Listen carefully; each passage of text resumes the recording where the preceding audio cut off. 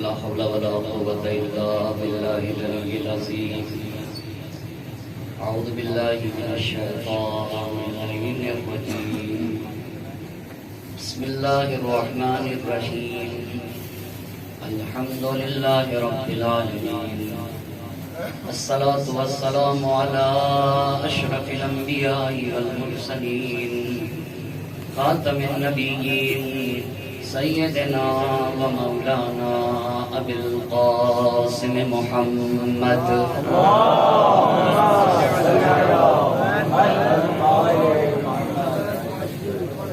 وعلى أهل بيته الطيبين الطاهرين المعصومين ولعنة الله على أعدائهم أجمعين.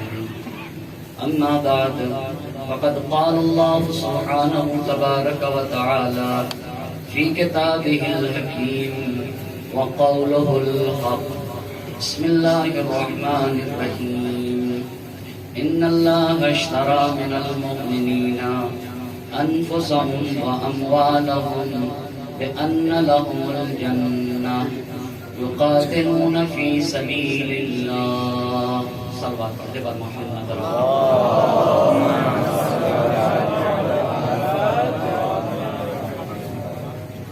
عشر مجالس کی چوتھی گفتگو ہے اور عنوان کی سخن ہے کربلا گام آگام.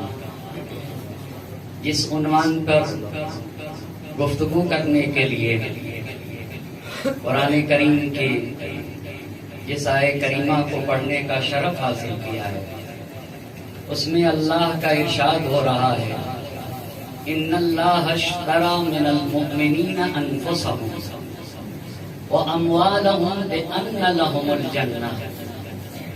اللہ نے صاحبان ایمان سے ان کے نفوس اور مال کو خرید رکھا ہے اور اس کے مقابل میں انہیں جنت دی ہے.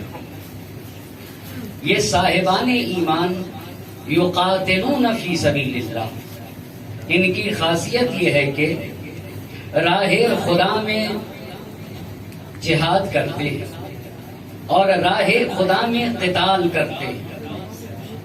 فیقتلون ویقتلون، تو جب راہ خدا میں قتال کرتے ہیں تو نتیجہ یا تو وہ قتل کرتے ہیں یا قتل کیے جاتے ہیں.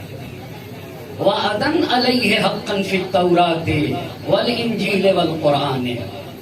یہ اللہ نے وعدہ دے رکھا ہے کہ جو بھی ہماری راہ میں اپنی جان اور مال قربان کرے گا ہم اسے جنت دیں گے. یہ توریت میں بھی وعدہ کیا ہے، انجیل میں بھی اس کا وعدہ ہے اور قرآن کریم میں بھی یہ وعدہ موجود ہے. ومن اوفی بعہدہ من اللہ، اور اللہ سے زیادہ وعدے کی وفا کرنے والا دوسرا ہو ہی کون سکتا ہے. فاستبشروا ببیعکم الذی بایعتم بہ. تو جن لوگوں نے خدا سے ایسا معاملہ کر رکھا ہے ایسے لوگوں کو یہ تجارت مبارک ہو. وہ کون لوگ ہیں؟ التائبون العابدون الحامدون السائحون الراکعون الساجدون الآمرون بالمعروف والناہون عن المنکر.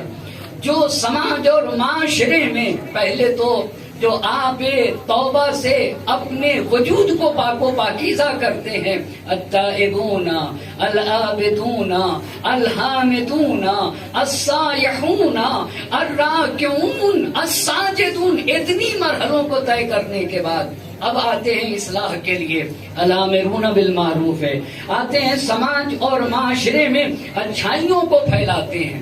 والناہون عن المنکر، سماج اور معاشرے سے برائیوں کا خاتمہ کرتے ہیں. والحافظون لحدود اللہ، اور یہ وہ لوگ ہیں جو دین الہی کی حفاظت کرتے ہیں. اب غور طلب بات یہ ہے کہ صاحب ایمان کی یہ خاصیت ہے کہ جان اور مال سب راہ خدا میں خرچ کر دیتا ہے، لٹا دیتا ہے. تو بنیادی سوال یہ ہے کہ جب امام عالی مقام مدینہ چھوڑ رہے تھے مدینہ چھوڑ رہے تھے نا. اس آیت کے مصادیق میں سے ایک بارز مصداق سید الشہداء عیسیٰ کریمہ کے مدینہ چھوڑ رہے تھے. اور امام علی مقام نے یہ کہا تھا کہ من کان فینا باذلا محجتہ وموطنا علی لقاء اللہ فلیرحل معنا. جو جان دینا چاہتا ہے وہ ہمارے ساتھ چلے گا. تو وہ کون سی ایمان ہستیاں تھیں, کس گھرانے کے لوگ تھے اور کسے لے کر گئے تھے. یہ کوئی معمولی بات نہیں ہے کہ دین کی راہ میں اپنے گھر کو قربان کرنا یہ کوئی آسان کام نہیں ہے.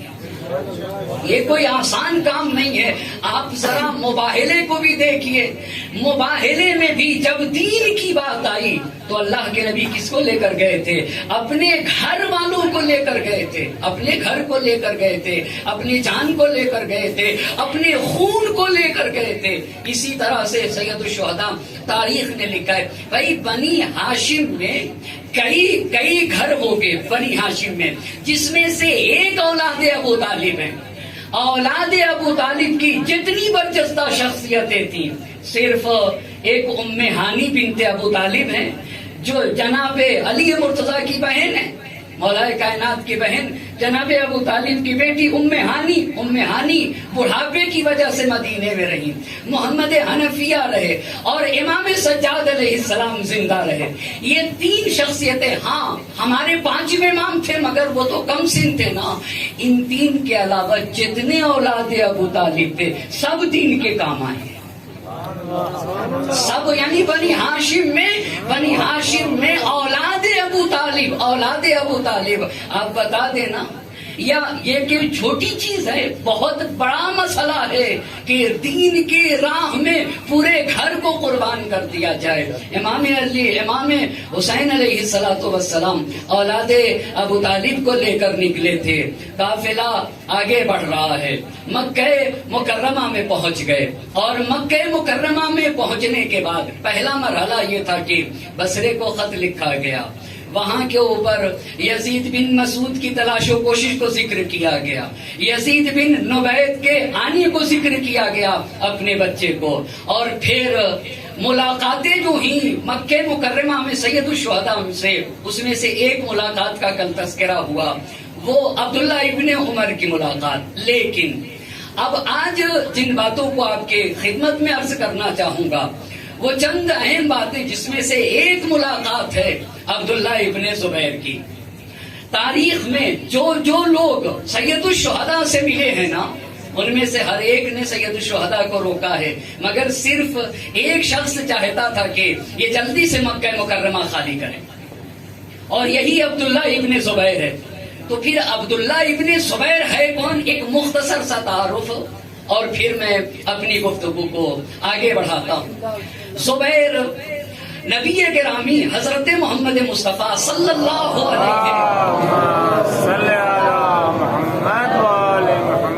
علیہ وسلم کی پھوپھی کے بیٹے کو زبیر کہتے ہیں اور عبداللہ یہ زبیر کے بیٹے. تو خوب عبداللہ ابن زبیر کے باپ ہوئے, عبداللہ کے باپ ہوئے زبیر. اور عبداللہ کی ماں ہے اسماء ذات النطاقین, یہ خلیفہ اول کی بیٹی ہیں اور جناب عائشہ کی بہن ہیں. تو عبداللہ ابن زبیر کی خالہ ہو جائیں گی جناب عائشہ. توجہ کرنے کی ضرورت ہے.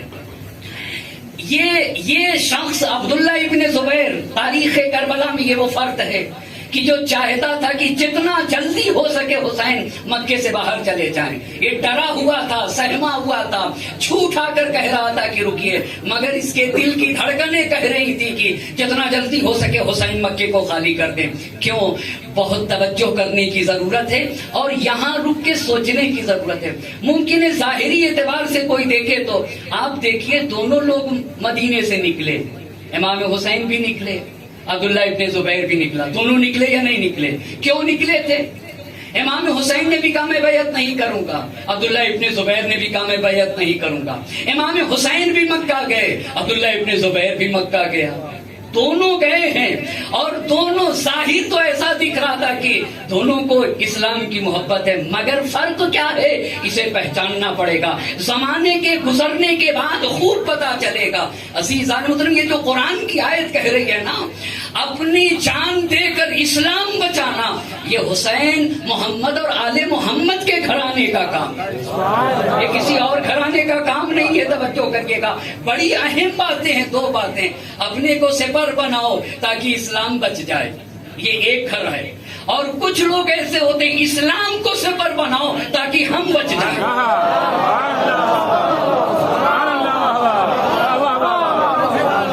کعبے کو سپر بناؤ تاکہ ہم بچ جائیں، کعبے کو سپر بناؤ تاکہ ہمیں حکومت مل جائے، کعبے کو سپر بناؤ تاکہ ہماری شخصیت بچ جائے، مگر خدا کی قسم جانے قربان ہو زہرا کے لال پہ، اپنی جان کو سپر بنا دو تاکہ کعبہ بچ جائے۔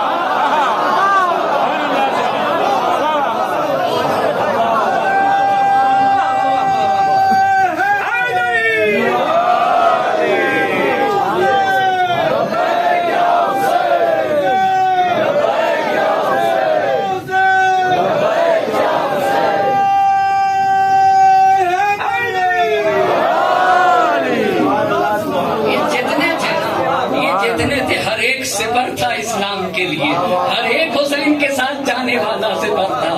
ہم اسلام کو صدمہ نہ پہنچنے دیں گے، ہمارا سینہ حاضر ہے، بڑا فرق ہے، اس پہ سوچنے کی ضرورت ہے۔ عزیزان محترم، کیا سکینہ یہ اسلام کے عظیم سپر کا نام ہے، ہم اپنے کو سپر بنائیں گے تاکہ اسلام بچ جائے، دین بچ جائے، قرآن بچ جائے، شریعت بچ جائے، مذہب بچ جائے۔ عزیزان محترم، یہ فرش ازاں میں بارہا کہا کرتا ہوں، یہ فرش ازاں نہیں ہے، یہ کوثر حسینی ہے، یہاں پر توقف کرنے کی ضرورت ہے۔ یہ کوثر حسینی ہے، کوئی فرش ازاں پہ نہیں آتا ہے، کوثر حسینی میں آتا ہے۔ تو کوثر حسینی میں آ کے کرتا کیا؟ نہا نہا کے اپنی روحوں کو طیب و طاہر کیا۔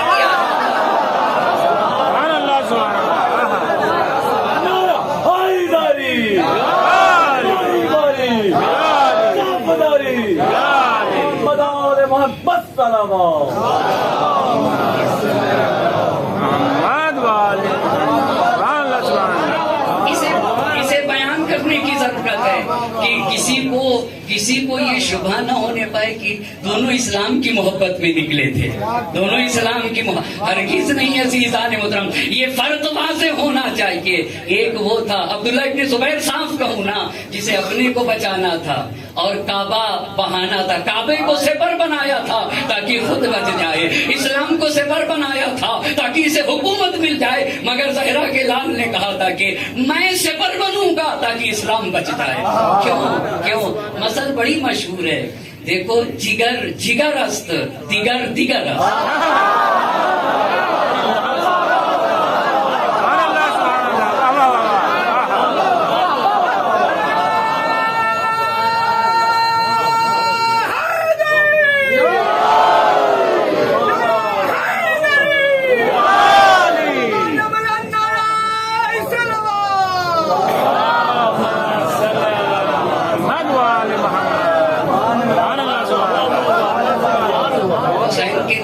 سیچا تھا، حسین کے نانا یہ دین لائے تھے، حسین کے بابا نے بچایا تھا، مٹ رہا ہے تو جگر ہی کو افسوس ہوگا۔ اسی لیے تو کہا تھا جب تک خون کا آخری قطرہ جسم میں باقی رہے گا حسین دین کے تحفظ کریں گے۔ ایسے ہی تھوڑی کہا ہے معین الدین چشتی اللہ مقامہ نے، شاست حسین، شاست حسین، دین است حسین، دیواناست حسین، سرداد نداد دردست دست در دست یزید، حقا کی بنا لا الہ است حسین۔ قسم بالله الجبار وبمحمد المختار وبعلي الكرار وفاطمة ابنة الأطهار، نحن قوة محمدية علوية فاطمية حسنية حسينية سجادية باقرية جعفرية كاظمية رضبية جوادية تقوية عسكرية مهدوية زينبية لندركة. لبيك يا حسين، لبيك يا حسين، لبيك يا حسين. حبيب علي، حبيب علي، محمد محمد صلوات.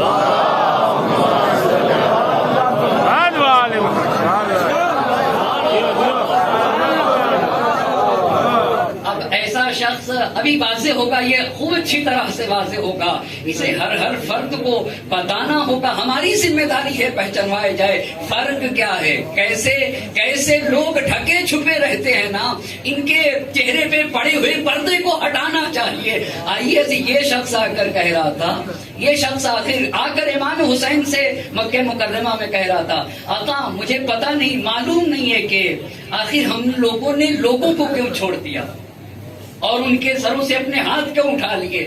حکومت کا حق تو ہمیں ہے، توجہ کریے گا، حکومت کا حق ہمیں ہے، نہ بنی امیہ کو. آپ یہ بتائیے آپ کیا کرنا چاہتے ہیں؟ عبداللہ ابن زبیر حسین سے پوچھ رہے ہیں آپ کیا کرنا چاہتے ہیں؟ تو امام علی مقام نے کہا کہ کوفے میں میرے شیعہ ہیں، اشراف اور بزرگان کوفے نے مجھے خط لکھا ہے، میں کوفہ جانا چاہتا ہوں اور اللہ سے خیر کا طالب ہوں. اب سنیے گا، فوراً عبداللہ ابن زبیر بولا کہ اگر میرے بھی شیعہ ہوتے کوفہ میں اور میرے بھی بلانے والے ہوتے تو میں ہرگز اس امر سے منصرف نہ ہوتا، میں بھی چلا جاتا، مگر فوراً ڈر گیا. توجہ کریے گا، کیوں؟ اس لیے کہ یہ بات تو بتا رہی، ہاں جلدی آپ جائیے، یہ تو یہی نا یہ جملہ کہ اگر میرے ہوتے شیعہ تو میں چلا جاتا، ہرگز منصرف نہ ہوتا، یعنی آپ تشریف لے جائیے. یہ دلالت التزامی بالدلالت الالتزامیہ، یہی تو مفہوم تھا اس کا. آپ لیکن فوراً ڈرا کہ کہیں میں متہم نہ ہو جاؤں. توجہ کرنے کی ضرورت ہے، کہیں میں متہم نہ ہو جاؤں. تو کہا اگر آپ یہاں قیام کریں تو بہتر ہے، مگر خدا کی قسم ضمیر کو آواز کو پڑھنے والا حسین خوب سمجھ رہا تھا، خوب سمجھ رہا تھا. بس ایک مرتبہ کہا کہ انا بھی حدثنی، توجہ کرنے کی ضرورت ہے، انا بھی حدثنی ان بمکہ کبشن بہی تستحل حرمتها. توجہ کریں گے، میں نے پہلے یہ جملہ کہہ دیا نا، کچھ لوگ کعبہ کو سپر بناتے ہیں تاکہ خود بچ جائیں، کہا میرے والد نے اور خوب چن کے امام علی علیہ السلام کا نام لیا. ذرا امام حسین کو پہچاننے کی ضرورت ہے. کیوں مولا کی حدیث سنائی؟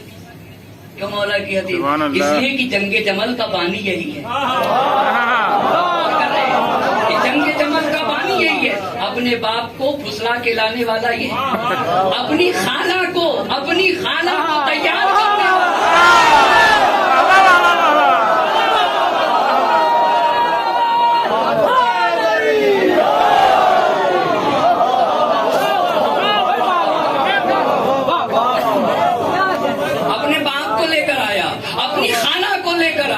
خالہ کو لے کر آیا. کس لیے جنگ جمل تھی؟ علی صرف ہستی سے مٹ جائیں، اس لیے تھی جنگ جمل. آپ ذرا سمجھیں عزیزان محترم، کوئی ایسے تھوڑی تھے، یہ اس کا اراکین میں سے ایک بنیادی رکن ہے. یہ عبداللہ ابن زبیر، علی کو صرف ہستی سے ہٹا دیا جائے مگر جانے قربان ہو جائیں. حسین آپ جنگ جمل کا تذکرہ کرتے نا، مکے میں ملا ہے.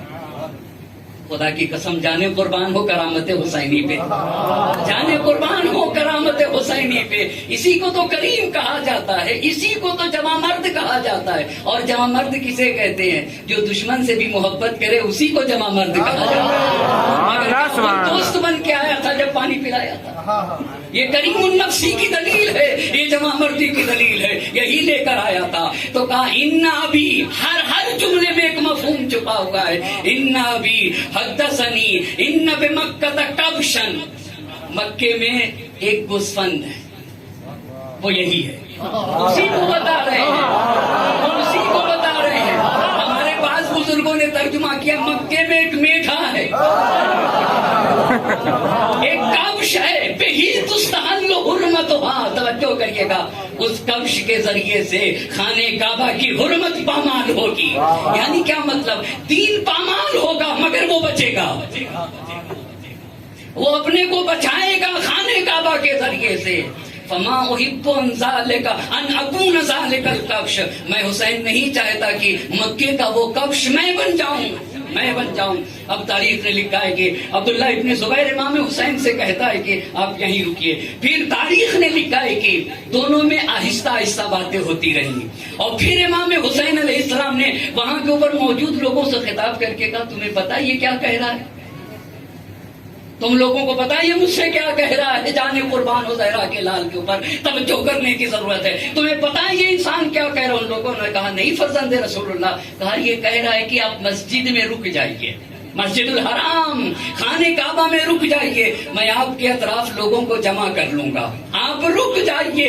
اتنی بات پبلک سے کہنے کے بعد امام علی مقام نے عبداللہ ابن زبیر کی طرف رک کر کے فرمایا سن لئن اقتل خارجا عنہا بشبر احب الی من ان اقتل فیہا. کہا اگر توجہ کریے گا حرم امن الہی میں حسین مارا جائے اور اس سے ایک بالشت باہر مارا جائے تو حسین پسند کرے گا کہ حسین ایک بالشت باہر مار دیا جائے. میں نہیں چاہتا کہ حرم الہی میں حسین قتل کیا جائے. پھر امام علی مقام نے کہا اگر 2 بالشت باہر مارا جاؤں اور 1 بالشت باہر مارا جاؤں تو میں پسند کروں گا کہ حرم امن الہی سے 2 بالشت باہر مارا جاؤں. کیوں حسین؟ کہا ہم محافظ خانے کعبہ ہیں، ہم محافظ کعبہ ہیں، ہم محافظ شریعت محمد مصطفیٰ ہیں، ہم کعبے کی حرمت کو پامال ہونے سے بچانے والے ہیں، ہم ہرگز حرمت خانہ الہی کو پامال ہونے نہ دیں گے. اور اس کے بعد زہرا کے لال نے کہا توجہ کرنے کی ضرورت ہے وَأَيْمُ اللَّهِ لَوْ كُنْتُ، اپنے مستقبل کی طرف اشارہ ہے، لَوْ كُنْتُ فِي حُجْرِ حَامَّةٍ مِّنْ هَٰذِهِ الْحَوَامِ يَسْتَخْرِجُونِي. خدا کی قسم اگر میں حشرات کے سوراخوں میں چلا جاؤں، اگر میں حشرات یہ کیڑے مکوڑوں کے سوراخوں میں چلا جاؤں، یستخرجونی، یہ مجھے وہاں سے نکال لیں گے، یہ بنی امیہ مجھے وہاں سے نکال لیں گے، میرا خون بہائیں گے. اپنے مستقبل کی بات ہے. حتی یقضوا بی حاجتہم، یہاں تک کہ میرے ذریعے سے اپنے مقصد تک پہنچیں گے. واللہ لیعتدن علی کما اعتدت الیہود فی السبت، خدا کی قسم یہ مجھ کو میرے اوپر ظلم و تجاوز و ستم کریں گے، زیادتی کریں گے جیسے یہود نے شنبے کے دن حق کے سلسلے میں زیادتی کی. یہ میرے اوپر زیادتی کریں گے. کہتے کہتے کہنا کیا چاہ رہے تھے؟ اب ذرا توجہ کی ضرورت ہے. اس کے بعد ابن قلوہ نے لکھا ہے کہ عبداللہ ابن زبیر جدا ہوا تو امام علی مقام کہنے لگے ان ھذا یقول لی کن حماما من حمام الحرم، یہ مجھ سے کہہ کے گیا ہے. توجہ کریے گا، آپ حرم کے کبوتر بن جائیے. کیا کیوں؟ آپ حرم میں رک جائیے، بچ جائیے گا، ولو یہ کہ خانے کعبہ کی حرمت پامال ہو جائے. یہ مجھ سے کہہ رہا ہے خدا کی قسم لئن اقتل فبینی وبین الحرم باع، اگر میں قتل کر دیا جاؤں اور میرے اور حرم کے درمیان میں باع، اس کو کہتے ہیں باع، اتنا فاصلہ ہو تو میں اسے پسند کرتا ہوں اس بات سے کہ میں قتل کیا جاؤں اور حرم اور میرے قتل کے درمیان 1 بالشت کا فاصلہ ہو. جتنا دور مارا جاؤں اتنا میں زیادہ پسند کرتا ہوں. پھر امام نے کہا لئن ادفن بشاط الفرات احب الی من ان ادفن بفناء الکعبہ، اگر میں فرات کے نہر فرات کے کنارے دفن کیا جاؤں تو میں اسے پسند کرتا ہوں اس بات کے مقابل میں کہ صحن کعبہ میں مجھے دفن کر دیا جائے. میں اسے پسند کرتا ہوں کہ مجھے صحن کعبہ میں دفن کر دیا جائے. اور پھر امام علی مقام نے کہا لئن اقتل بالطف، اگر مجھے کربلا کے میدان میں طف میں قتل کیا جائے تو یہ مجھے پسند ہے اس بات سے کہ من ان اقتل بالحرم، مجھے حرم میں. یہ بار بار کیوں؟ یہاں سے یہ فلسفہ سمجھ میں آئے گا کہ کیوں امام علی مقام اتنا عظیم، جس کو عبادت سے عشق ہو، جس نے 1 رات کی مہلت اس لیے لی تھی تاکہ اللہ کی عبادت کر سکے. حج کے 2 دن بچے ہیں، 2 دن بچے ہوئے ہیں. حسین اگر 2 دن رک جاتے تو کیا ہوتا؟ مگر جانیں قربان ہو جائے، ہم حج کو چھوڑ دیں گے مگر دین الہی کی حرمت کو پامال نہیں، ہم حج کو چھوڑ دیں گے. یہ عظمت حسینی ہے. حرم میں قتل کیا جاؤں یہ مجھے پسند نہیں ہے. اور اس کے بعد اس بات کو تبری نے بھی لکھا ہے, دیگر حضرات نے بھی لکھا ہے کہ امام حسین علیہ السلام نے کہا یہ عبداللہ ابن زبیر ہے نا, عبداللہ ابن زبیر, ان ھذا لیس شیء من الدنیا احب الی من ان اخرج من الحجاز. کہا یہ سب سے زیادہ یہ چاہ رہا ہے وہ عبداللہ ابن زبیر کہ میں جلدی سے حجاز کو چھوڑ دوں. کیوں آقا؟ امام نے کہا وقد علم ان الناس لا يعدلونه, وہ خوب جانتا ہے کہ حسین کے ہوتے ہوئے اسے کوئی نہ پوچھے گا. وہ خوب جانتا ہے کہ حسین کے ہوتے ہوئے اصلاً اسے نہیں پوچھا جائے گا. وَوَدَّ أَنِّي خَرَجْتُ حَتَّى يَخْلُوَ لَهُ, وہ چاہتا یہ کہ میں مکہ چھوڑ کے چلا جاؤں. ایک صلوات پڑھیں گے بر محمد اور آل محمد.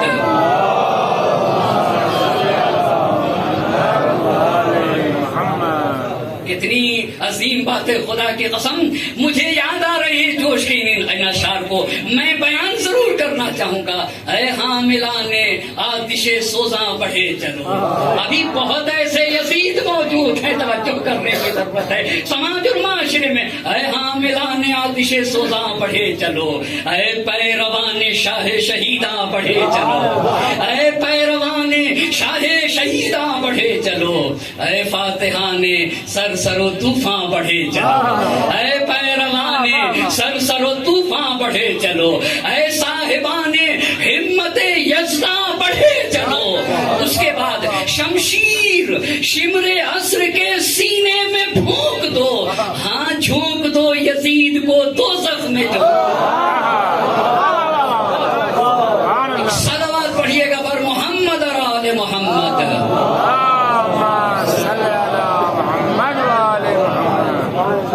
میرے امام نے کہا تھا نا, اب میں جلدی سے اس عبداللہ ابن زبیر نے کیا ہے تاریخ میں تاکہ بات واضح ہو سکے. اب توجہ کریے گا, سن 64 ہجری ہے, 3 ربیع الاول ہے, 2 مرحلے میں 13 سال تاریخ میں ایک ہی وقت میں 2 حاکم رہے ہیں.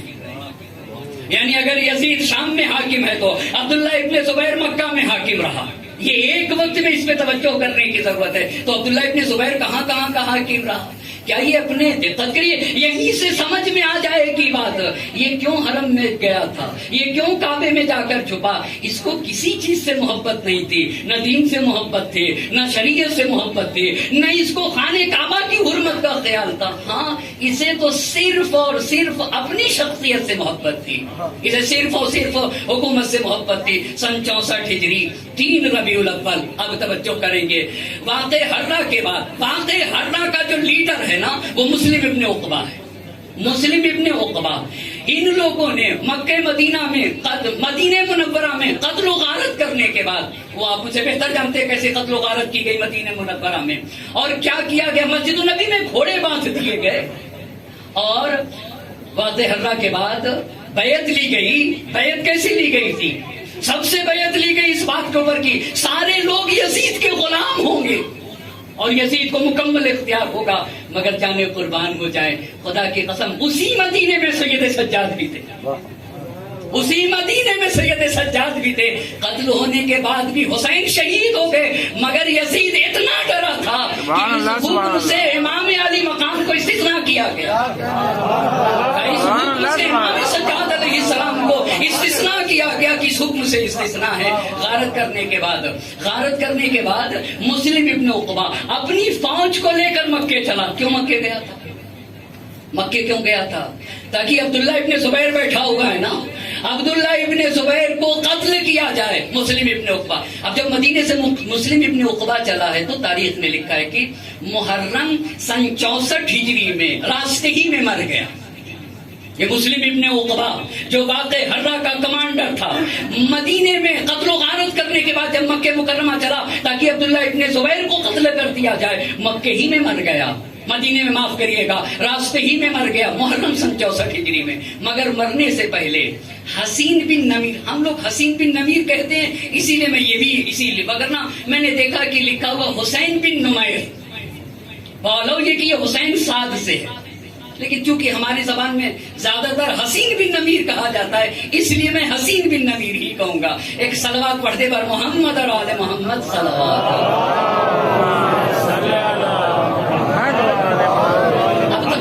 بتانے کی ضرورت ہے.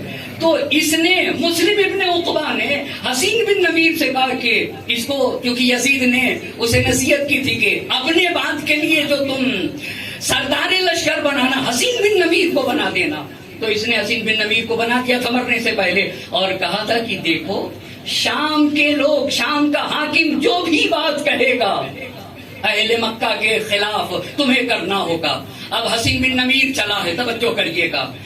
جانے کے بعد اب کس لیے گیا ہے؟ کس لیے؟ چونکہ عبداللہ ابن زبیر موجود ہے. عبداللہ ابن زبیر موجود ہے. عبداللہ ابن زبیر کا خاتمہ کرنے کے لیے مکے کو گھیر لیا.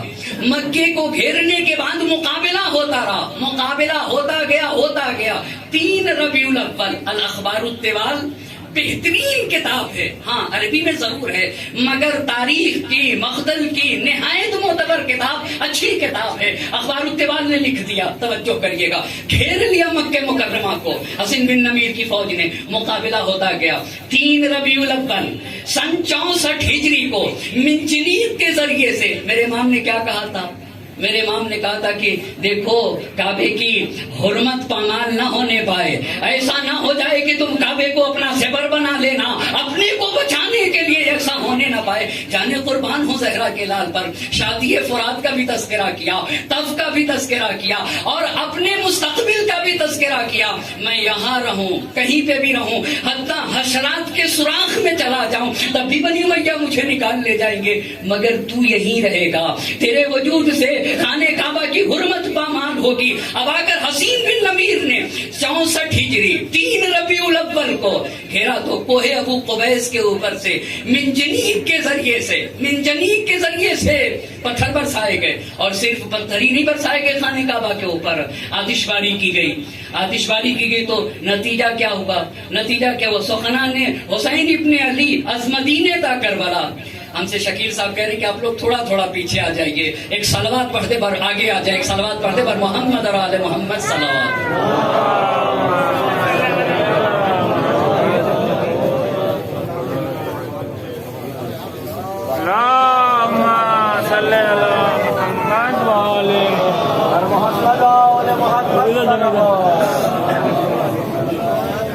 ایک اور صلوات پڑھتے بر محمد اور آل محمد.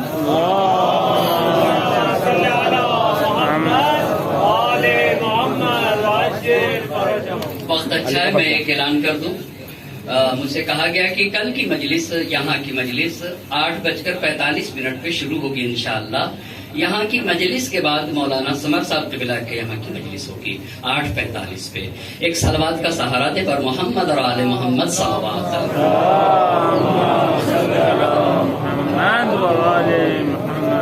3 ربیع الاول سن 64 ہجری کو اس نے حسین بن نمیر نے منجنیق کے ذریعے سے کوہ ابو قبیس کے اوپر سے پتھر برسائے اور آتش باری کی. تو سخنا نے حسین ابن علی از مدینے تا کربلا، آیت اللہ صادق نجوی صاحب کی نہایت بہترین کتاب ہے، قابل استفادہ کتاب ہے. ایک کلمات کی وضاحت بھی بڑی اچھی طرح سے کی ہے. جامع المدرسین کی جو دکانیں ہیں اس پہ سستی قیمت پہ بھی مل جائے گی، مگر ہاں کتاب قابل استفادہ ہے. سخنان حسین ابن علی از مدینہ تا کربلا، صادق نجمی صاحب کی اہم کتاب. اس میں آپ نے لکھا ہے کہ خانہ کعبہ کا پردہ جل گیا، خانہ کعبہ کی چھت جل گئی، حتیٰ آپ نے وہاں کے اوپر یہ بات لکھی ہے کہ وہ گوسفند جو جناب اسماعیل علیہ السلام کے بدلے سے ہوا تھا، اس کی شاخیں بھی، اس کی سینگ بھی رکھی ہوئی تھی، وہ بھی جلی. خلاصہ یہ کہ وہ کہنا چاہتے ہیں کہ خانہ کعبہ کا ایک حصہ بھی گر گیا، جنگ ہوتی رہی. 3 ربیع الاول کو اس نے پتھر برسائے تھے حسین بن نمیر نے سن 64 ہجری میں. ابھی یہ برسا ہی رہا تھا پتھر، آتش باری کر ہی رہا تھا کہ 14 ربیع الاول سن 64 ہجری، بہت توجہ کی ضرورت ہے. 3 ربیع الاول کو پتھر برسائے گئے، آتش باری کی 14 ربیع الاول سن 64 ہجری کو. اس کو پتا چلا کہ یزید واصل جہنم ہو گیا. یزید باعث جہنم ہوا.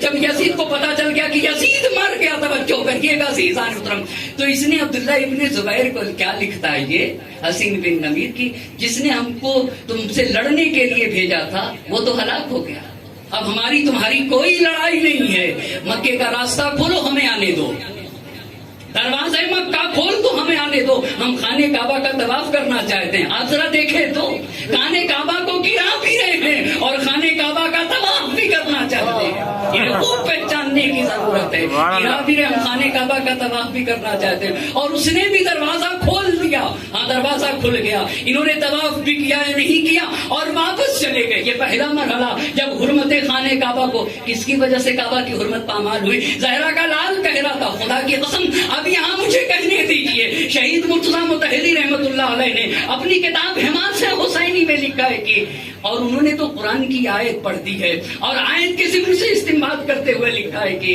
جب اللہ نے فرشتوں سے کہا تھا کہ آدم کا سجدہ کر لو، تو اس میں سے کہا تھا کہ کیا ہم ایسے کا سجدہ کریں کہ جو زمین پر خون بہائیں گے؟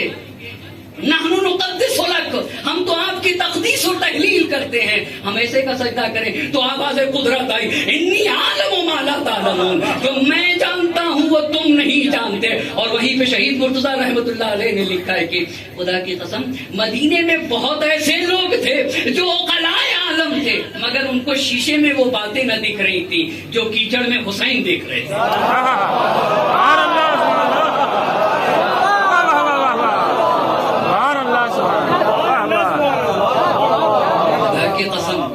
حسین بھی مدینے میں اور مکے میں، مگر مدینے میں زہرا کا لال شام میں ہونے والی کثافتوں کو خوب واضح طرح سے پڑھ رہا تھا. لوگ کہہ رہے تھے آپ نہ جائیے، مگر حسین انکار کر کے یہ بتانا چاہ رہے تھے انی عالم ما لا تعلمون.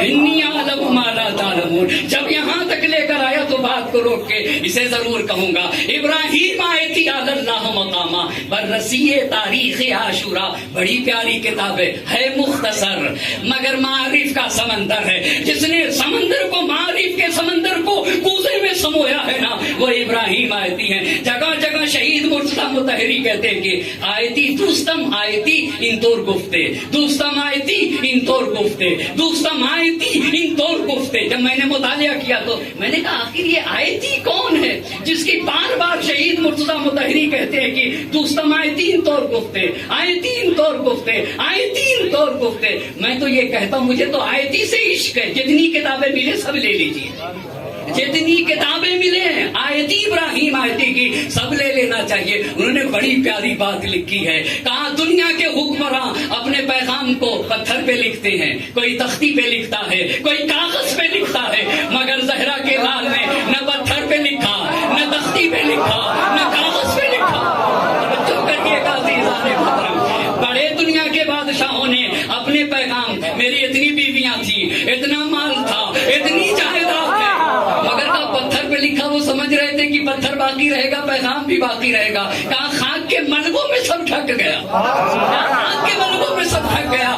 مگر زہرا کے لال نے کہا کہ اگر اپنا پیغام پتھر پہ لکھتا ہوں تو پتھر توڑ دیے جائیں گے، خاک کے ملبے میں ڈھک دیا جائے گا. اگر تختی پہ لکھتا ہوں تو تختی توڑ دی جائے گی، اگر کاغذ پہ لکھتا ہوں تو کاغذ پھاڑ دیا جائے گا. تو میں اپنا پیغام، اور پھر کہتے ہیں کہ حسین نے جان بوجھ کر اپنا پیغام روشنائی سے نہیں لکھا ہے، اپنا پیغام کسی سے نہیں لکھا. کہا ایسی روشنائی سے لکھا ہے جو کبھی نہ مٹے. وہ کون سی؟ کہا خون سے لکھا ہے، خون سے اپنا پیغام. اور کہا جان بوجھ کر اپنا پیغام خون سے لکھا، اس لیے کہ خون کا رنگ اتنا مستحکم ہوتا ہے جو کبھی مٹتا ہی نہیں ہے، کبھی مٹتا نہیں ہے.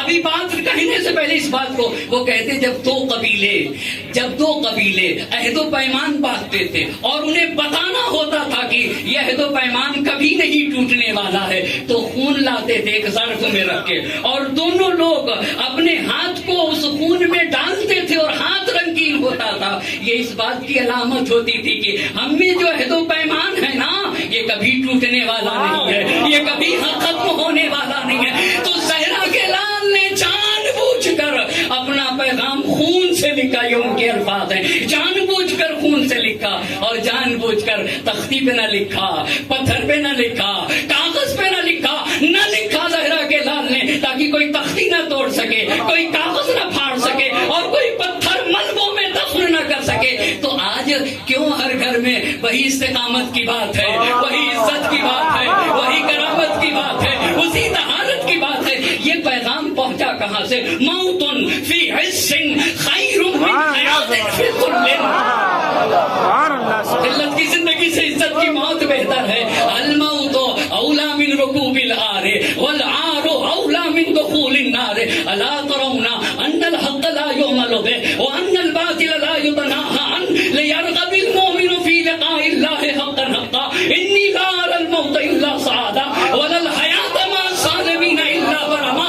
وہ زندگی نہیں جہاں سالم اور حسین ایک ساتھ جیے۔ یہ پیغام گھر گھر میں پہنچا کیسے؟ کہا خدا کی قسم، اب ابراہیم آیتی صاحب کے جملے کو سنیے گا، کہا خدا کی قسم کریم حسین نے، زہرا کے لال حسین نے عمدن اپنے پیغام کو خون سے لکھا مگر ہوا کے دوش پہ لکھا۔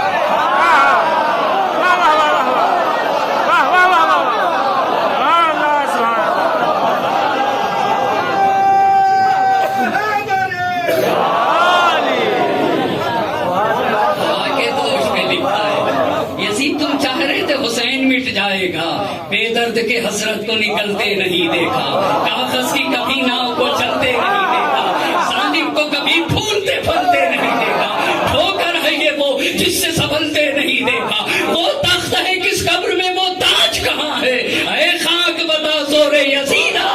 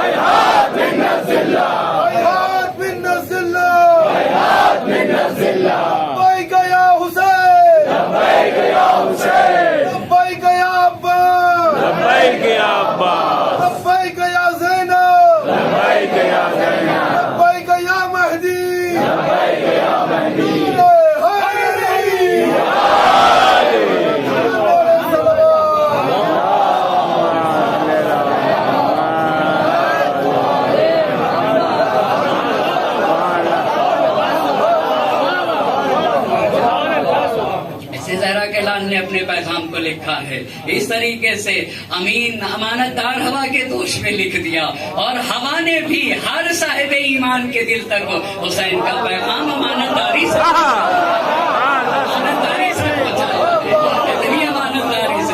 دنیا کہاں تختی پہ لکھا ہوتا تو سوچتے مٹا دیتا، ہاں کسی کاغذ پہ لکھا ہوتا تو پھاڑ دیتے، مگر جانے قربان ہو جائے زہرا کے لال پہ تو چھلایا اس نے سن 64 ہجری اور 14 ربیع الاول۔ یہ سب بھی یاد رکھنے کی ضرورت ہے کون کب واصل جہنم ہوا ہے، 14 ربیع الاول سن 64 ہجری کو۔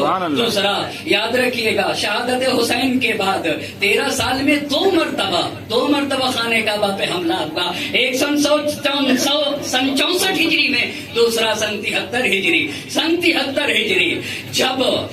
جب حجاج ابن یوسف ثقفی اور عبد الملک بن مروان حاکم ہے، حجاج بن یوسف ثقفی کو بھیجا گیا۔ کیوں بھیجا گیا تھا؟ تاکہ عبداللہ ابن زبیر کو جانے قربان ہو جائے۔ یہاں سے سمجھ دیکھیں، زمانہ گزرنے کے بعد حقیقتیں سمجھ میں آتی ہیں، زمانہ گزرنے کے بعد اس وقت شاید نہ سمجھ پاتا، کوئی ہوتا تو یہ کہتا دونوں اسلام کو بچانے کے لیے نکلے تھے۔ کہاں دونوں نکلے تھے؟ ایک کعبہ کو گرانے کے لیے، اپنے کو بچانے کے لیے نکلا تھا، مگر ایک اپنے جان دینے کے لیے، دین کو بچانے کے لیے نکلا۔ اپنی جان دینے کے لیے نکلا تھا. تبھی تو کہہ رہا تھا اگر میں حشرات کے سوراخ میں چلا جاؤں تو یستخرجونی، یہ لوگ مجھے نکال لیں گے. 73 میں حجاج ابن یوسف ثقفی نے 5 طرف سے مکے میں 5 طرف سے منجنیق کے ذریعے سے حملہ کیا خانہ کعبہ کے اوپر.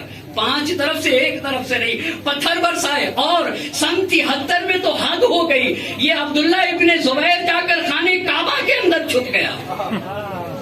خانہ کعبہ کے اور 73 میں یہ مارا گیا ہے.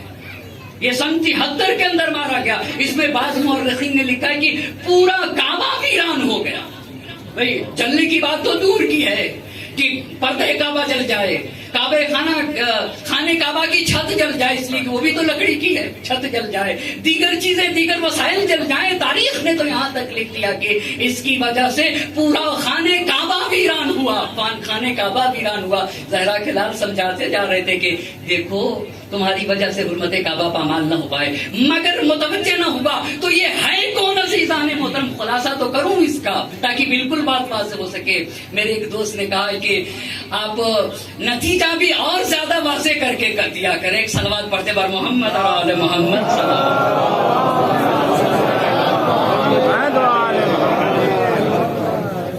میں بہت شکر گزار ہوں اور یقیناً علماء ہیں، طلاب ہیں، افاضل ہیں، مفکرین ہیں، مصنفین ہیں، پڑھے لکھے. اس کا مطلب تھوڑی کہ اگر میں ممبر پہ بیٹھ کے مجلس پڑھ رہا ہوں تو میں پڑھا لکھا ہوں. ہرگز ایسا نہیں ہے. صاحبان فضل، علماء، افاضل، مصنفین، مفکرین، پڑھے لکھے لوگوں کا مجمع ہے. صاحبان، ہر فرد کو حق ہے، سوال کرنے کا حق ہے.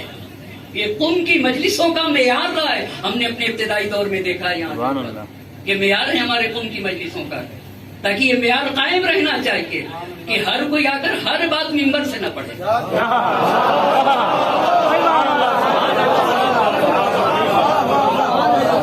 یہاں کے اوپر اس معیار کو قائم ہونا چاہیے. یہ میرا خود کا ذاتی نظریہ ہے اور یقیناً ہر صاحب علم کا یہ نظریہ ہونا چاہیے کہ بھئی قوم کہیں بھی ویسے پڑھے، کہیں بھی پڑھے تو اسے اتنی تو رعایت ضروری ہے ممبر پر آنے والے کے لیے، اتنی تو رعایت ضروری ہے. اور ہر ایک کو سوال کا حق ہے، ہر ایک کو.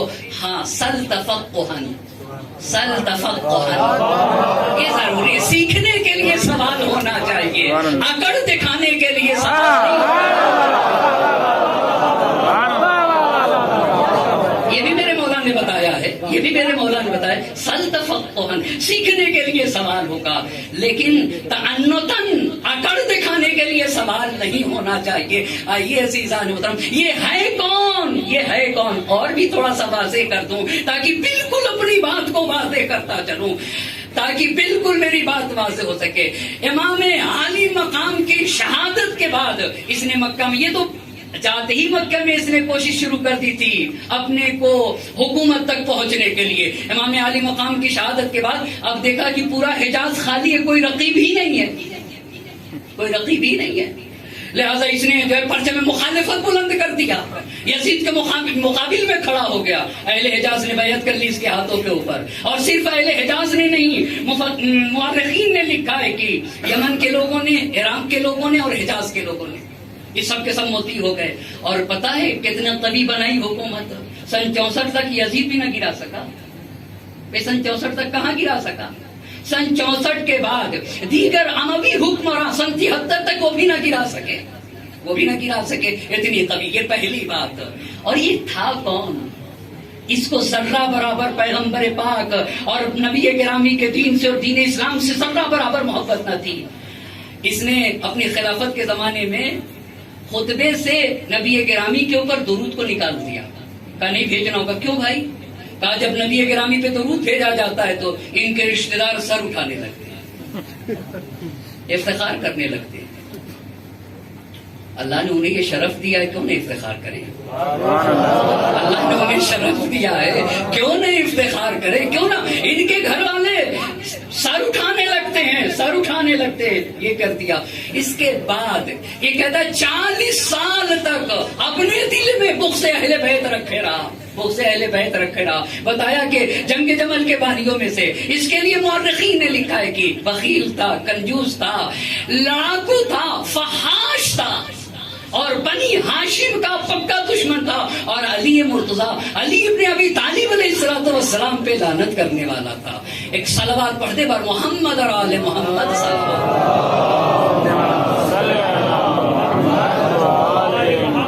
یہ پہلا جو ظاہر روک رہا تھا، ظاہراً روک رہا تھا، مگر یہ چاہ رہا تھا، اس کے دل میں یہ بات تھی کہ جتنا جلدی ہو سکے حسین مکے کو خالی کرتے۔ ایک دوسری ہستی، اس دن میں نے عرض کیا تھا کہ عبداللہ ابن عباس کے بارے میں مجھے شخصیت کے بارے میں نہیں پتا، لیکن کل میں نے اپنے استاد رضا مختاری حفظہ اللہ سے یہ سوال کیا تو انہوں نے کہا کہ ان کی شخصیت کے اوپر 21 جلد کتاب لکھی گئی، اور ان کا مؤسسہ نہیں رکا۔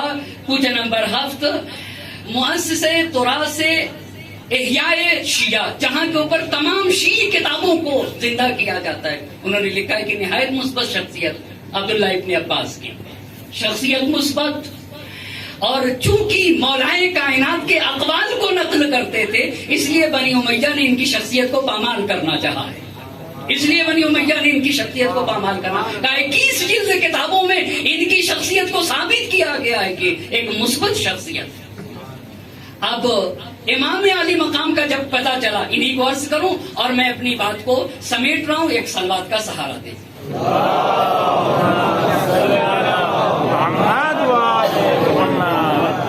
عبداللہ ابن عباس آ گئے، حسین یا ابن عم، یہ خبر پھیلی ہوئی مکے میں کہ آپ عراق جا رہے ہیں، بین لی ما انت صانع، آپ مجھے بتائیے آپ کرنا کیا چاہتے ہیں۔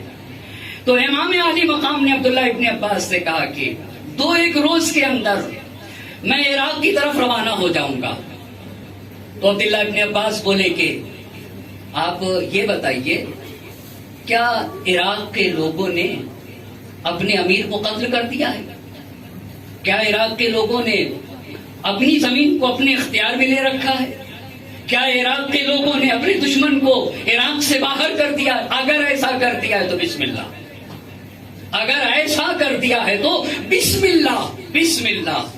لیکن اگر ان کے سروں پہ ان کا امیر اب بھی مسلط ہے، توجہ کی ضرورت ہے، اب بھی مسلط ہے، اور اس کے عمال ابھی بھی ٹیکس لے رہے ہیں عراق میں، تو لا آمنوا علیک ان یغروک ویخذلوک ویکذبوک ویخالفوک، تو مجھے ڈر ہے، مجھے ڈر ہے کہ وہ آپ کو دھوکہ دے دیں گے، وہ آپ کی مخالفت کریں گے، وہ آپ کی تکذیب کریں گے، وہ آپ کو تنہا چھوڑ دیں گے، آپ نہ جائیے، بہتر یہ ہے کہ نہ جائیے۔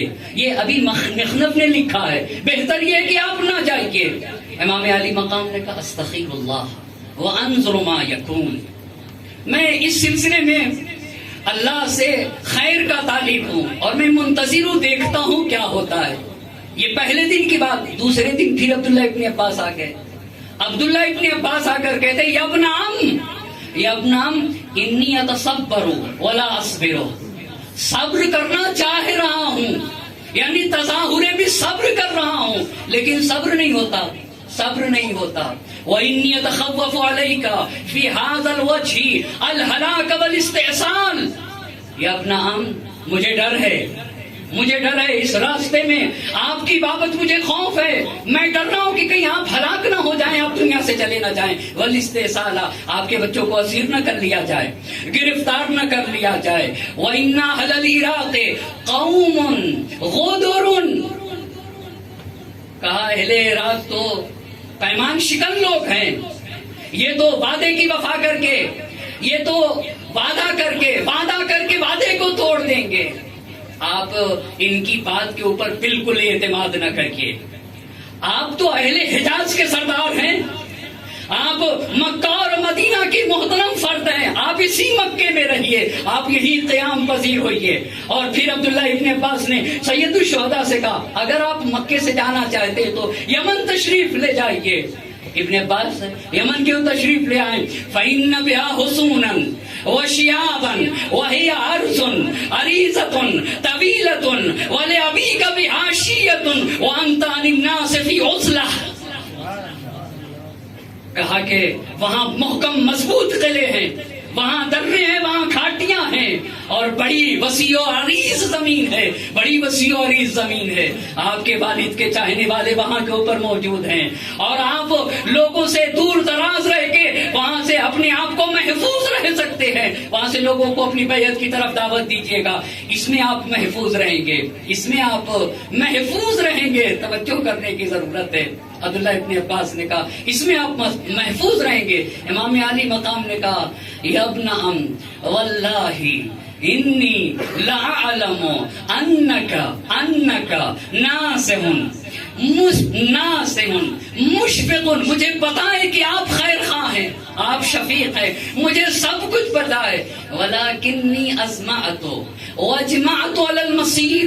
میں نے تو جانے کا ارادہ کر رکھا ہے. یہی پہ شہید مرتضیٰ مطہری رحمۃ اللہ علیہ نے کہا عقلائے عالم عالم حسین سے کہہ رہے تھے نہ جائیے، مگر زہرا کے لال کی دوربین نگاہیں شام میں ہونے والی کثافتوں کو دیکھ رہی تھی. اور پھر ایک عجیب بات کہی میرے امام نے، اسے عرض کروں. اور اب آہستہ آہستہ منزل اپنی قریب ہو رہی ہے، کوفے والوں کو خبر ہو رہی، اور ایک شیعہ علی کے گھر میں تجمع ہوا، وہاں کے اوپر بیعت لی گئی، حسین کو خط لکھا گیا. اسے بھی عرض کر کے آہستہ آہستہ مصائب کی طرف چلا جاؤں گا. امام علی مقام نے ایک جملہ کہا لا یدعونی لا یدعونی لا یدعونی. یہ لوگ مجھے چھوڑیں گے نہیں. حتی یستخرجونی، یہ لوگ نکال لیں گے مجھے. یستخرجو العلقۃ من جوفی، میرے خون کو میرے وجود سے نکال ڈالیں گے. اور اگر انہوں نے اذا فعلوا، اگر انہوں نے ایسا کیا تو سلط اللہ علیہم من یذلہم، اللہ ان کے اوپر ایسے کو مسلط کر دے گا جو انہیں ذلیل و رسوا کرے گا. اور کیسے ذلیل و رسوا ہوں گے؟ بہت معذرت کے ساتھ، اگر امام علی مقام نے یہ جملہ ارشاد نہ فرمایا ہوتا تو میں بھی آپ کی خدمت میں عرض نہ کرتا. حتی یکونوا اذل من فرام المرأہ. میں اپنے گاؤں کی دیہات کی ایک مثال دوں بہت معذرت کے ساتھ. کوئی ٹوائلٹ کرنے جائے اور ڈھیلا لے لے اور ڈھیلے سے اپنے فضلے کو صاف کر کے ڈھیلا پھینک دے. اس ڈھیلے کی کیا حیثیت ہے؟ میرا مجمع مجھے بتائے گا. اس ڈھیلے کی جس میں کثافت لگی ہوئی ہے اس کی کیا حیثیت ہے؟ کہا اگر تم نے حسین کا ساتھ نہ دیا تو تمہاری مثال اسی ڈھیلے کی طرح.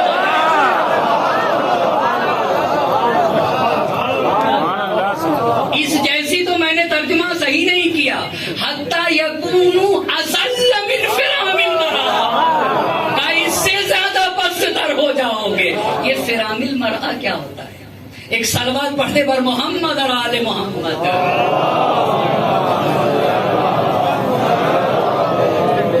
میری بات انشاءاللہ کی واضح ہو گئی. صاحبان علم کا مجمع میں اسے توسیع نہ دے سکوں گا، میں اپنی بات کو پہنچا سکا. مگر ماہانہ عادت میں خاتون جو کپڑا رکھتی ہے خلیص خون کے لیے اسے فرام المرأہ کہا جاتا ہے. کہاں اگر حسین کو چھوڑا گیا تو لوگ ویسے ہو جائیں گے، اس سے بھی پست ہو جائیں گے جتنا وہ گندا اور خلیص کپڑا پست ہوتا ہے، جتنا وہ خلیص اور پست کپڑا. خدا کی قسم یہ زہرا کا لال تھا، یہ حسین تھا. ہاشمی خون ایسے اثر ڈالتا ہے.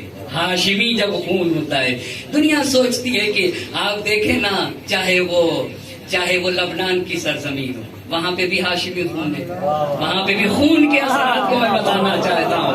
وہاں پہ بھی ایران کی سرزمین پہ بھی ہاشمی خون ہے، عراق کی سرزمین پہ بھی ہاشمی خون ہے.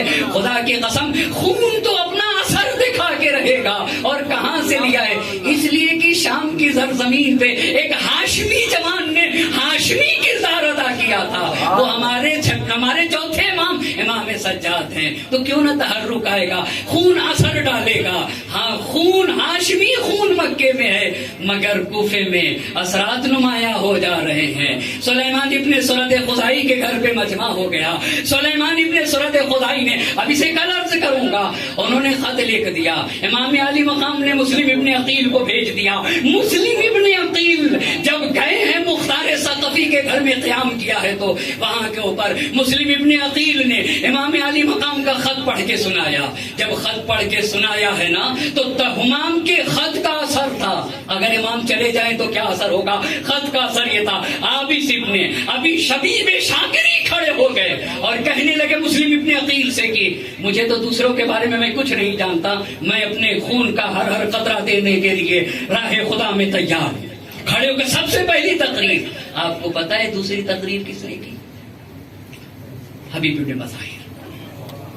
حبیب ابن مظاہر کھڑے ہو گئے, تقریر نہ کیا, عابس کی تائید کی. جو عابس کہتے ہیں وہی میرا نظریہ ہے, جو عابس کہتے ہیں وہی میرا نظریہ ہے. حبیب کون ہے؟ حبیب کون ہے؟ تاکہ میں حبیب کے مصائب کی طرف چل سکوں. حبیب کہتے کسے ہے؟ بڑی عظیم ہستیاں ہیں دو. ماؤں کا بھی کیا کردار رہا ہے تاریخ میں. اگر کسی ماں نے کسی کا نام حر رکھ دیا تو وہ حر بن کے کامیاب ہوا, وہ حر بن گیا. اور اگر کسی کی ماں نے کسی کا نام حبیب رکھا تو وہ حبیب بن کے نکلا, وہ حبیب بن کے نکلا ہے. کیسا کردار رہا ہے ماؤں کا. تو حبیب کسے کہتے ہیں؟ بعض نے اکابرین تابعین میں سے لکھا ہے, بعض نے صحابی پیغمبر لکھا ہے, اور بعض نے لکھا ہے اصحاب سر امیر المومنین, اور بعض نے لکھا ہے کہ جنہیں علم بلایا اور منایا تھا اسے حبیب کہا جاتا ہے. جو آئندہ کی خبر دے دیتے تھے اسے حبیب کہتے ہیں. کوفے کا ایک واقعہ ہے اور یہیں سے جڑ جاؤں گا. کیا مقام ہے؟ حبیب کو حسین نے خط لکھا ہے, حبیب کو حسین نے خط لکھا ہے. مگر کوفے کی ایک جگہ ہے جہاں کے اوپر بنی سات جمع ہوتے تھے, وہاں پہ میثم تمار کھڑے تھے اپنا گھوڑا لیے ہوئے. اتنے میں حبیب آ گئے. تاریخ نے لکھا ہے کہ حبیب اور میثم تمار دونوں اتنا قریب ہوئے کہ دونوں کے گھوڑے کی گردنیں ایک دوسرے سے ٹکرا رہی تھی. اور حبیب نے میثم تمار سے کہا کہ میں ایک ایسے انسان کو دیکھ رہا ہوں کہ جس کے سر کے اوپر بال کم ہیں اور جس کا پیٹ نکلا ہوا ہے, مگر عمرو بن حریث کے گھر کے سامنے, عمرو بن حریث کے گھر کے سامنے اسے سولی پہ چڑھایا جائے گا. یہ حبیب کہہ رہے ہیں میثم تمار سے, اور اس کے پہلو کو زخمی کیا جائے گا اور اس کی زبان پھر کاٹ لی جائے گی, زبان کاٹ لی جائے گی تاکہ نبی اور آل نبی کے فضائل کو بیان نہ کر سکے. تو میثم تمار بولے کہ میں ایک ایسے انسان کو دیکھ رہا ہوں کہ جس کی کھال سرخ, جس کی کھال سرخ, جس کے دو گیسو ہیں, اور وہ نصرت حسین کے لیے قیام کرے گا. اسے کربلا میں قتل کر دیا جائے گا, مگر اس کا سر کوفے میں پھرایا جائے گا, اس کا سر کوفے میں پھرایا جائے گا, اس کا سر. یہ دونوں بات کر کے جدا ہو گئے. اتنے میں رشید ہجری آ گئے. رشید ہجری نے پوچھا کہ بھائی میثم تمار کا پتہ ہے, حبیب ابن مظاہر کا پتہ ہے؟ تو ان لوگوں نے کہا کہ ابھی وہ لوگ تھے ایسی ایسی باتیں کر رہے تھے. تو رشید ہجری نے کہا میثم تو ایک بات کہنا بھول گئے, ایک بات کہنا بھول گئے. وہ بات یہ تھی کہ کوفے میں جو حبیب کا سر لائے گا, جو حبیب کا سر کوفے میں لائے گا اسے 100 درہم زیادہ انعام دیا جائے گا, اسے 100 درہم زیادہ انعام دیا جائے گا. جتنے لوگ تھے یہ سمجھ رہے تھے کہ یہ جھوٹ بول رہے ہیں, مگر سب نے گواہی دی ہے تاریخ میں کہ کچھ ہی دن گزرے تھے کہ یہ سارا واقعہ ہم نے اپنی آنکھوں سے دیکھا ہے. ایسا حبیب کوفے میں, ایسا حبیب. اور ایک دوست, بچپن کا دوست, نرغے آدھا میں گرنے کے بعد اپنے حبیب کو خط لکھ رہا ہے. میں نے مقتل کے الفاظ دیکھے ہیں, میں نے کبھی یہ نہ سنا تھا, کبھی یہ نہ سنا تھا, اور اس سے پہلے میں نے یہ بھی نہ پڑھا تھا. حبیب جب جانے کو تھے, میں اپنی جگہ کے اوپر عرض کروں گا, ان کی اہلیہ نے ایک شرط لگائی تھی, میرے آقا کے پاس جانا ہوگا تو میری نیابت میں بھی ایک عمل انجام دینا ہوگا. ایک مرتبہ نرغے آدھا میں گھر جانے کے بعد زہرا کے لال نے خط لکھا, من الحسین ابن العلی الی الرجل الفقیر, حسین غریب کی طرف سے ایک رجل فقیر کی طرف, اجرکم اللہ, اللہ کسی غم میں نہ رلا. قاصد خط لے کے چلا, آ گیا دروازے حبیب کے اوپر, ایک مرتبہ دستک دی. حبیب اپنی اہلیہ کے ساتھ کھانا کھا رہے تھے. ایک مرتبہ پوچھا کون؟ کہا انا رسول الحسین الیک, میں حسین کا قاصد ہوں. ارے میرے آقا نے مجھے یاد کیا ہے, میرے آقا نے مجھے مجھے فرزند رسول نے مجھے یاد کیا، دروازہ کھولا، کیا دیکھا؟ حسین نے یاد کیا ہے، حسین کا خط تھا، آنکھوں سے لگا لیا، اپنے سر پہ رکھا، میرے آقا نے مجھے یاد کیا ہے، ایک مرتبہ لفافے کو کھول دیا۔ حبیب تم تو جانتے ہو نا رسول اللہ سے ہمارا رشتہ کیا ہے، اجرکم اللہ، اے حبیب تم ہی سب سے زیادہ ہمارے بارے میں جانتے ہو۔ حبیب ہم نرکے آدھا میں گر گئے، ہم نرکے آدھا میں گر گئے، اگر کچھ کر سکتے ہو ہماری نصرت کو چلے آؤ، اجرکم اللہ۔ حبیب گھر کے اندر آ گئے، ایک مرتبہ معصمہ نے پوچھا حبیب کیا بات ہے، زہرا کے لال نے یاد کیا ہے، کیا سوچتے ہو؟ ماحول پورا شوب ہے، ناقابندی ہو گئی ہے، میں کیسے حسین کی نصرت کو جاؤں؟ اتنا کہنا تھا کہ ایک مرتبہ حبیب کی بیوی کو جوش آ جاتا ہے، حبیب ارے میری چادر لے کے تم بیٹھو، میں حسین کی نصرت کو جاؤں۔ اجرکم اللہ، اللہ کسی غم میں نہ رلائے سوائے غم سید الشہداء کے، حبیب زہرا کا لال بلائے اور تم سوچ رہے ہو میری چادر اوڑھ کے تم بیٹھ جاؤ، میں حسین کی نصرت کو جاؤں گی۔ اجرکم اللہ، اللہ کسی غم میں نہ رلائے۔ حبیب نے کہا اے معصمہ میں تمہارا امتحان لے رہا تھا، مگر ہو سکتا ہے حسین بلائے اور میں حسین کی نصرت کو نہ جاؤں۔ اجرکم اللہ، اپنے غلام کو بلا لیا، کہا فلاں مقام پر گھوڑا لے کر وہاں رکے رہنا، میں کسی راستے سے ہوتا ہوا آؤں گا۔ اجرکم اللہ، غلام گھوڑے کو لے کر گیا، فلاں مقام پہ ٹھہرا ہوا تھا، حبیب نکلنا چاہ رہے تھے، وہ اب بات عرض کرنا چاہ رہا ہوں، حبیب نکلنا چاہ رہے تھے، مقتل کے الفاظ ہیں میں نے اپنی آنکھوں سے دیکھا ہے۔ ایک مرتبہ زوجہ حبیب نے کہا حبیب جاتے رہے ہو میرے آقا کی خدمت میں، لیکن اتنا کام ضرور کرنا، قدم یدیہ ورجلیہ نیابۃ عنی، میری طرف سے میری نیابت میں میرے آقا کے ہاتھوں کا بوسہ دینا۔ ارے حبیب کی زوجہ کو کیا پتا ہاتھوں کے بوسہ دینے کی بات شہادت حسین کے بعد گھوڑے کی ٹاپوں سے لاش حسینی کو پامال کیا۔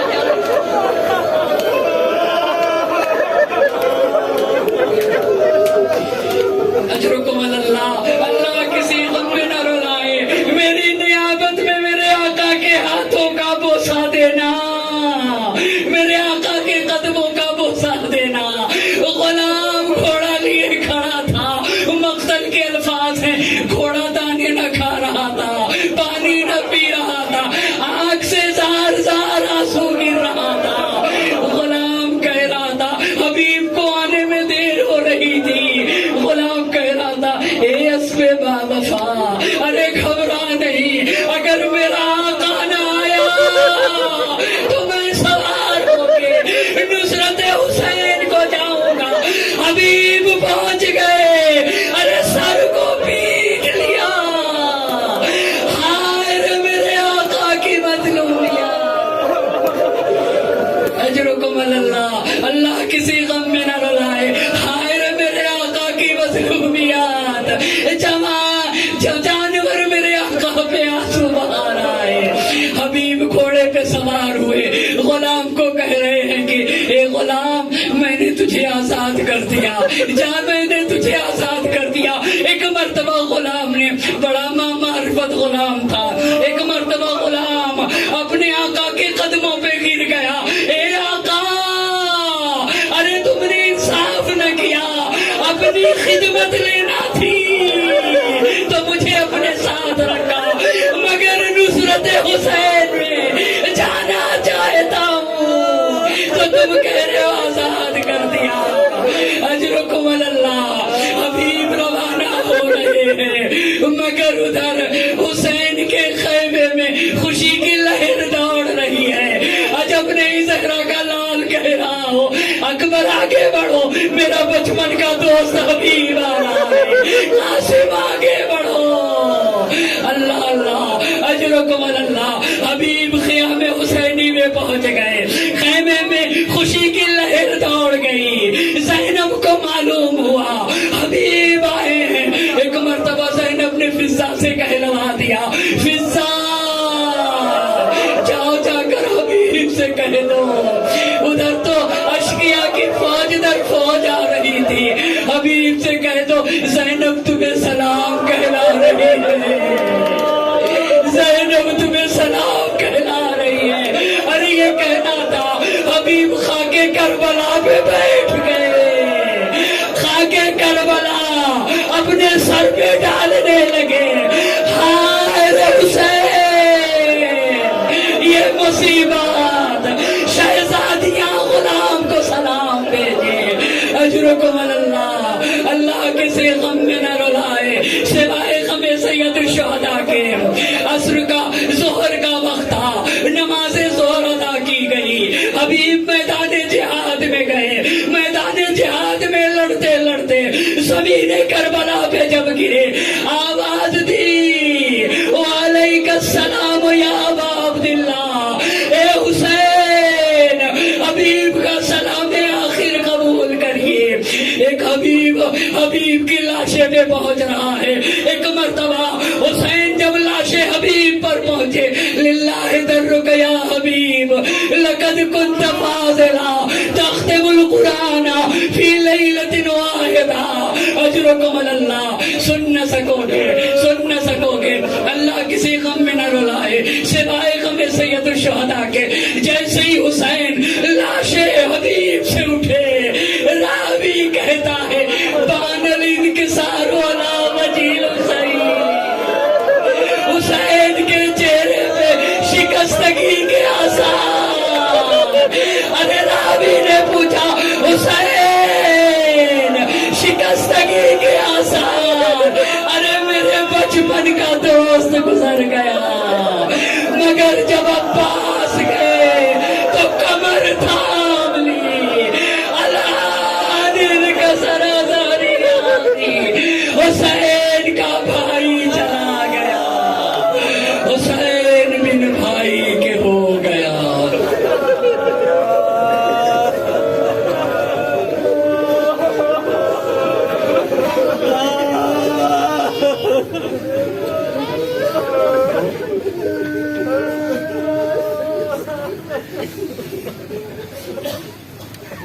سيعلم الذين ظلموا أي منقلب ينقلبون، إنا لله وإنا إليه راجعون۔